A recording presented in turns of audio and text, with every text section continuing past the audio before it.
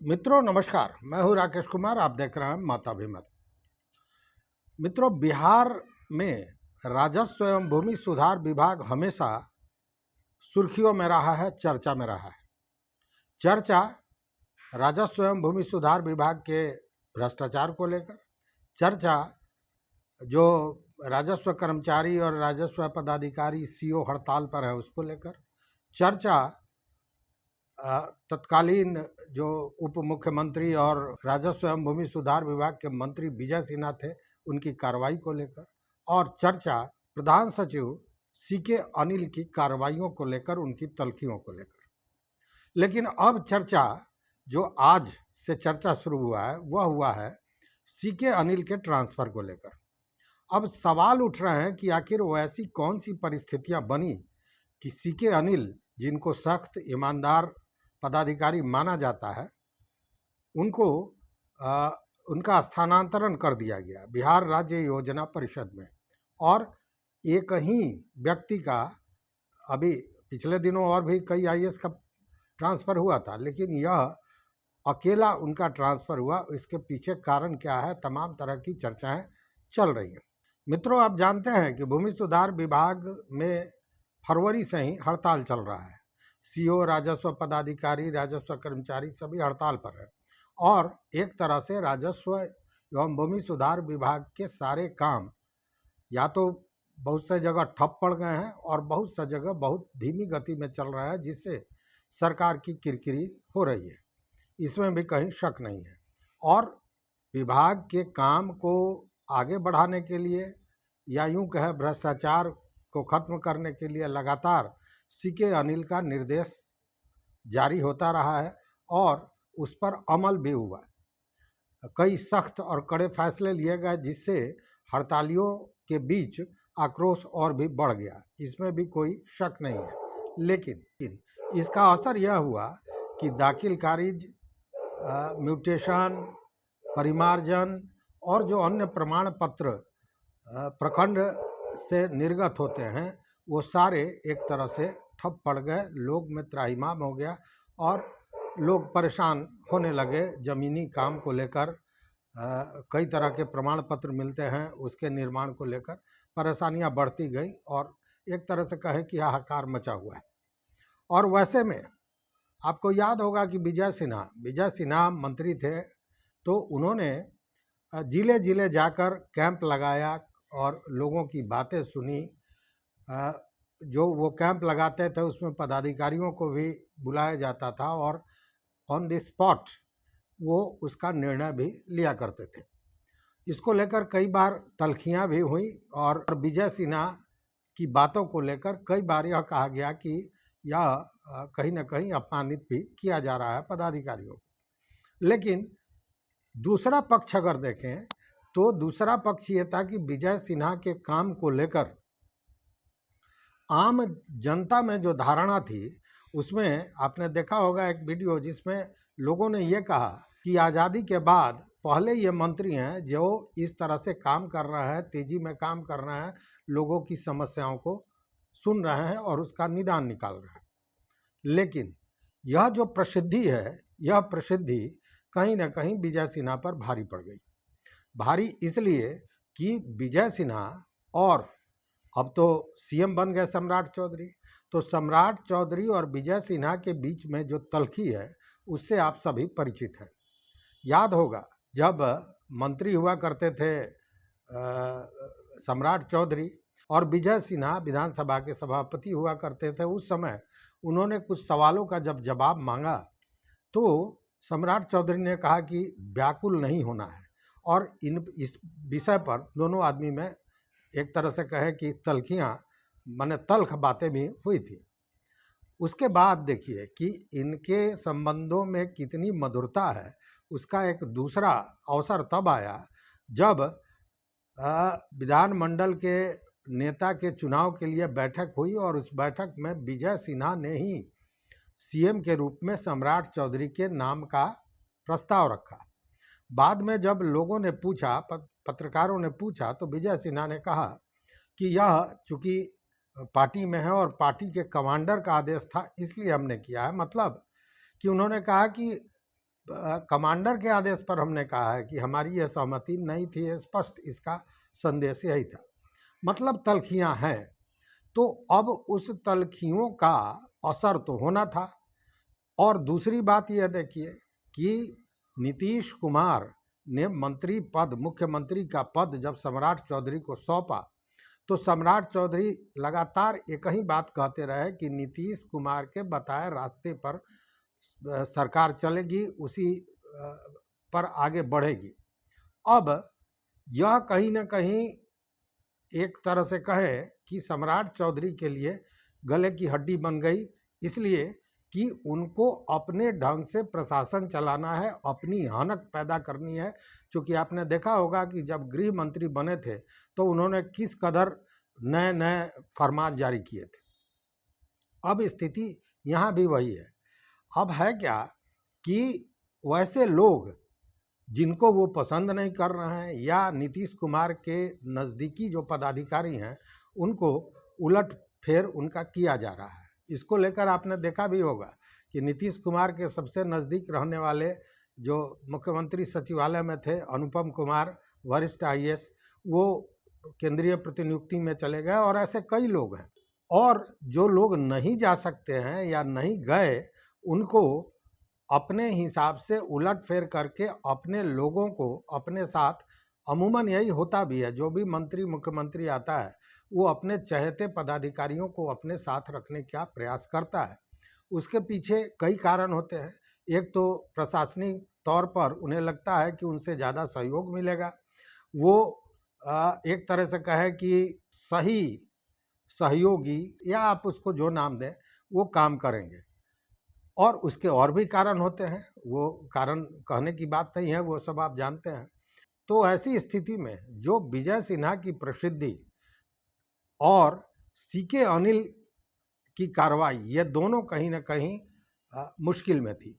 आपने देखा होगा पिछले दिनों CM कार्यालय से ये कहा गया कि अब जो भूमि राजस्व सुधार विभाग है उसकी सीधी मॉनिटरिंग होगी मुख्यमंत्री कार्यालय से। कहने का मतलब है कि उन चीज़ों को सम्राट चौधरी अपने हाथ में लेना चाहते हैं और लेने का उन्होंने, लेकिन इसमें सबसे बड़ा काटा थे CK अनिल।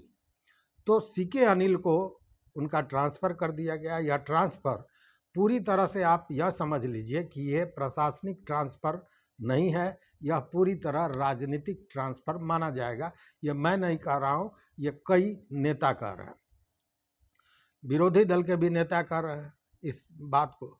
अब वो क्या कर रहे हैं उस पर भी आएंगे, लेकिन सच्चाई यही है कि जो अभी सरकार की किरकिरी हो रही है और सारे राजस्व एवं भूमि सुधार विभाग के काम अटके हुए हैं, उसके पीछे हड़ताल और तल्खियां, ये दोनों हैं। तो पिछले दिनों आपने देखा होगा कि CM सम्राट चौधरी ने राजस्व एवं भूमि सुधार विभाग को लेकर यह एक तरह से ऐलान कर दिया कि राजस्व एवं भूमि सुधार विभाग के कामों की सीधे मॉनिटरिंग CM कार्यालय करेगा। मतलब कि पूरी तरह राजस्व एवं भूमि सुधार विभाग को अपने नियंत्रण में उन्होंने ले लिया, जो पहले विजय सिन्हा के पास था और विजय सिन्हा ने इसमें अच्छी प्रसिद्धि पाई थी। अब देखिए कि किसी भी विभाग में मंत्री अगर कुछ करना चाहते हैं तो उसके लिए उनको वैसा पदाधिकारी चाहिए जो पदाधिकारी उनके हिसाब से चले।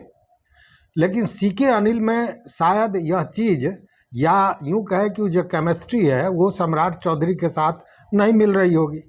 आप देखते हैं, याद होगा आपको कि जब जब किसी विभाग के मंत्री को ठीक करना पड़ता था तो नीतीश कुमार उनके अपर मुख्य सचिव या प्रधान सचिव के रूप में भेज देते थे KK पाठक को, क्योंकि KK पाठक अपने हिसाब से काम करते थे। और मंत्री महोदय, आपको याद होगा शिक्षा विभाग में तो मंत्री महोदय ने कार्यालय आना ही छोड़ दिया था, उनके दहशत में एक तरह से कहें।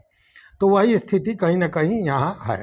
अब दूसरी ओर अगर CK अनिल के ट्रांसफ़र को राजस्व विभाग के हड़ताल से जोड़कर नहीं देखा गया तो सारी चीज़ें स्पष्ट नहीं होंगी। क्योंकि पिछले दिनों आपको याद होगा कि जब सम्राट चौधरी की सरकार आई और उन्होंने देखा कि राजस्व एवं भूमि सुधार विभाग का सारा काम ठप पड़ा हुआ है। वैसी स्थिति में एक तरह से कहें कि सरकार 2 कदम पीछे हटी और बाज़ाब्ता विजय सिन्हा द्वारा सस्पेंड किए हुए जितने भी लोग थे उनको वापस लेने का फैसला सम्राट चौधरी ने लिया, मतलब नई सरकार ने लिया। लेकिन राजस्व विभाग के जो हड़ताली हैं, जो उनका संघ है, उसने उसको मानने से पूरी तरह इनकार कर दिया। जबकि निलंबन को वापसी करने के लिए जो सचिव हैं डॉक्टर महेंद्र पाल, उनके द्वारा पत्र भी जारी किया गया था, सारे डीएम को भेजा गया था, लेकिन इस पर कोई असर लोगों पर नहीं हुआ। कारण यह कि उनका जो संघ है उसका ये कहना है कि केवल निलंबन वापस ले लेना ये अपने आप में पूरी कार्रवाई नहीं है, क्योंकि हमारी जो मांगे हैं, हमारी जो आवश्यकता है, जो शिकायत है, उस पर सरकार कोई फैसला नहीं कर रही है। और उसमें प्रमुख क्या है, तो वेतन वृद्धि का मामला है, ग्रेड पे का मामला है, ट्रांसफ़र नीति का मामला है। तो इस पर सरकार ने कुछ नहीं कहा और इसीलिए तल्खियाँ बरकरार रही। मतलब कि एक तरफ विभाग सीके अनिल अपने जिद पर अड़े रहे और दूसरी ओर जो कर्मचारी संघ है वो अपने जिद पर अड़ा है। उनका कहना है, या सरकार का कहना है, अब भी सरकार का कहना है कि पहले आप वापस आइए फिर आपसे वार्ता करेंगे, और उनका कहना है कि नहीं, पहले वार्ता कीजिए लिखित और उसके बाद हम वापस आएंगे। इसी में ये तल्खियाँ और भी बढ़ती चली गई। अब सम्राट चौधरी सीएम हैं तो निश्चित रूप से उनके कंधे पर बड़ी जिम्मेवारी है, और इसी को देखते हुए उन्होंने यह ट्रांसफ़र किया है और यह कहने का, यह बताने का, यह संदेश देने का भी प्रयास किया है पदाधिकारियों को कि अगर बात नहीं मानी जाएगी तो कठोर एक्शन होगा। और दूसरा एक पक्ष ये है कि अपने चहेतों को अपने पास रखने का भी एक ये सिलसिला है जो चल रहा है, जारी है। वर्तमान की स्थिति देखें तो शुरुआती दौर में तो हड़ताल बड़ा सख्त था, लेकिन अब कुछ नरमी आई है, और उसका कारण यह है कि सीके अनिल की कार्रवाइयाँ जो हुई थी उसके बाद, और बाद में जो सम्राट चौधरी की सरकार आई और उसने जो निलंबन वापसी का मामला सामने रखा, उसके बाद आंशिक रूप से लोगों ने, जो हड़ताली थे, उसमें से बहुत से ऐसे लोग हैं जो हड़ताल छोड़कर वापस आ गए, लेकिन जो कोर ग्रुप है वह अभी भी हड़ताल पर लगा हुआ है। मतलब एक तरफ से कहें कि सरकार इस मामले में एक तरह से झुकी, एक कदम पीछे हटी और चाही कि मामले को सुलझा लिया जाए, लेकिन मामले का जो बिंदु है, जो पॉइंट है जहां से यह हड़ताल शुरू हुआ, उस पर नहीं पहुंची। उनकी मांगों पर, हालांकि आंशिक रूप से कहा जाता है कि कुछ मांगों पर सहमति बनी है, लेकिन जब तक इस पर पूर्ण सहमति नहीं हो तब तक यह हड़ताल वापस नहीं होगा, जैसा कोर ग्रुप का कहना है। लेकिन सच्चाई यही है कि सम्राट चौधरी के इस एक्शन ने एक तीर से 2 निशान कर लिया। एक तो विजय सिन्हा, जिनको मंत्रिमंडल में रखा जाएगा नहीं रखा जाएगा, अभी भी इस पर क्वेश्चन मार्क है। वो उप मुख्यमंत्री थे, 2 उप मुख्यमंत्री में एक सम्राट चौधरी थे पहले और एक विजय सिन्हा थे। विजय सिन्हा भी मुख्यमंत्री के दावेदार थे, तो एक दूसरे के कॉम्पिटिटर थे, इसलिए भी तल्खियाँ थी। और उसके बाद जब मंत्रिमंडल का गठन हुआ तो विजय सिन्हा को एज ए मंत्री भी उनकी प्रतिष्ठा के लिए शपथ ग्रहण कराया जा सकता था, लेकिन ऐसा नहीं हुआ। इससे बहुत डिमोरलाइज एक तरह से कहें कि विजय सिन्हा हैं। हाँ, ये दूसरी बात है कि संघ और बीजेपी के पुराने नेता हैं, इसलिए बातों को बहुत एक तरह से कहें परिमार्जित ढंग से कहकर निकल जाते हैं, लेकिन उनका जो दर्द है वो उनके बयान से साफ नज़र आता है। और मंत्री रहते हुए उन्होंने प्रसिद्धि जो पाई उसके मूल में सीके अनिल थे, चूँकि सीके अनिल ही एक्चुअली सारे चीज़ों को देख रहे थे। और अब सीके अनिल के रहते वहाँ जिस तरह से काम करने की नीति अपनाई है सम्राट चौधरी ने, उसमें भी परेशानी होती, इसलिए उनको हटा दिया गया। मतलब एक तीर से दो निशान, विजय सिन्हा भी जगह पर आ गए और सीके अनिल को भी निपटा दिया गया। तो सवाल यह है कि काम करने वाले पदाधिकारी के साथ इस तरह की कार्रवाई ये सजा है या पुरस्कार, और क्या इस नीति पर कितने दिनों तक चल सकेगी सरकार? चूँकि आईएएस पदाधिकारियों में भी इस ट्रांसफ़र को लेकर कहीं ना कहीं उनके मन में एक शंका, एक आक्रोश तो निश्चित रूप से होगा, इसमें भी शक व शुबा नहीं है। अब अगर बात करें सम्राट चौधरी की, सम्राट सरकार की, तो सम्राट सरकार भी जिद पर अड़ा हुआ है। हड़ताल को उन्होंने गैरकानूनी कह दिया कि हड़ताल तो गैरकानूनी है, और जो वापसी, हड़ताल से वापसी के लिए डेडलाइन भी तय कर दिया गया। हालांकि कुछ लोग जो मांग है उस पर आंशिक सहमति की बात बताते हैं, और यह भी संदेश सरकार द्वारा दिया गया कि पहले काम पर लौटिए, उसके बाद बात होगा। लेकिन सीके अनिल के बाद जो यह काम सौंपा गया है वो जय सिंह को सौंपा गया है। जय सिंह राजस्व एवं भूमि सुधार विभाग में बरसों बरस से हैं, और जो कार्रवाइयाँ विजय सिन्हा ने की रही होंगी उसमें जय सिंह की भी सहमति होगी तभी हुआ। तो खैर ये बाद की बात है, लेकिन इतना तो तय है कि इन सारे चीज़ों में जो आम जनता है वो पिस रही है।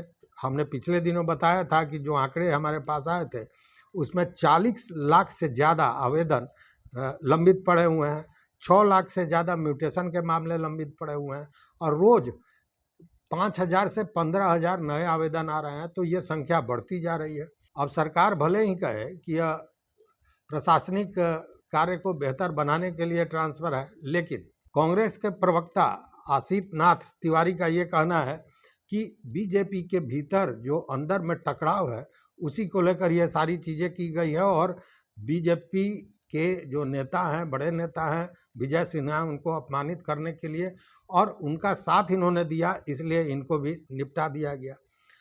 जबकि जो आरजेडी के प्रवक्ता हैं एजाज साहब, उनका भी इसी तरह का बयान है कि नीतीश कुमार के जो नज़दीक रहने वाले पदाधिकारी हैं इनको उधर उधर किया जा रहा है, और इसके पीछे कई तरह की बातें उन्होंने कही कि मलाजार पद पर अपने लोगों को रखा जा रहा है। लेकिन लब्बो-लुआब इस सारे मामला का यही है कि सम्राट सरकार यह संदेश देना चाहती है कि उनके तरह से प्रशासनिक काम होगा, अन्यथा कार्रवाइयाँ होंगी और लोग हटाए जाएंगे।